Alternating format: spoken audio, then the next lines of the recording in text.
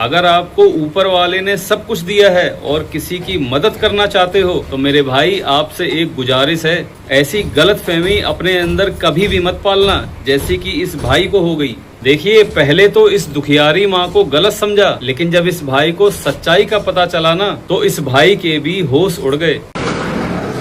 बेटा जी, थोड़ी मदद कर दोगे? मदद? पैसे नहीं चाहिए, 5 किलो आटा दिलवा दोगे? आप रुकिए, मैं लेके आता हूँ। लीजिए। बड़ी मेहरबानी बेटा।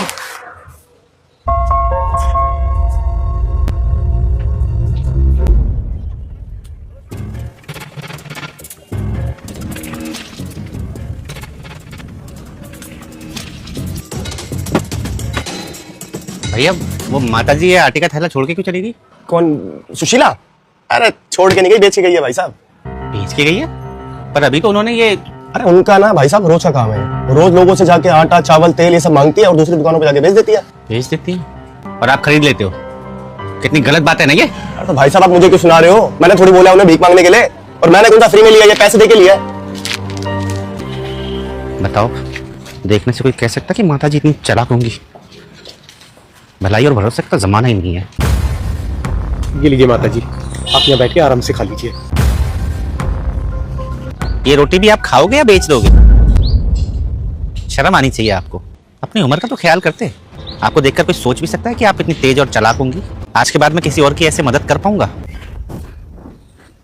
सिर्फ आटे से पेट नहीं भरता बेटा, सब्जी, दाल, तेल, चूल्हा भी जलाना होता है और इन सब के लिए पैसे चाहिए होते हैं। अपनी उम्र का ख्याल है मुझे, लेकिन मेरे हालातों को नहीं है। घर में बीमार पड़े पति हैं, उनकी भूख से ज्यादा उनकी दवाई की जरूरत है उन्हें। सारी जिंदगी अपने बच्चों के सपनों के लिए अपने पति से लड़ती रही और अब बुढ़ापे में बच्चे अपने सपने पूरे करने के लिए हमसे मुंह मोड़कर चले गए।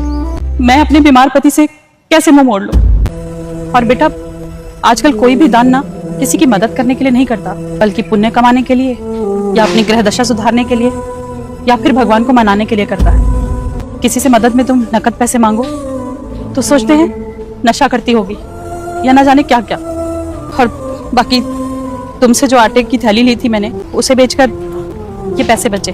थोड़े कम हैं, लेकिन मैं यहीं पास में ही रहती हूँ बेटा, इंतजाम करके तुम्हें बाकी भी दे दूंगी। मुझे पैसे नहीं चाहिए, मैंने अपनी तरफ से मदद कर दी थी। अब इनका आप जो चाहे करें। ये वीडियो आपको क्या सीख देकर गई है कमेंट में जरूर बताना, और ये कहानी अगर आपके दिल को छू गई हो तो ज्यादा से ज्यादा लोगों तक शेयर कर देना मेरे भाई।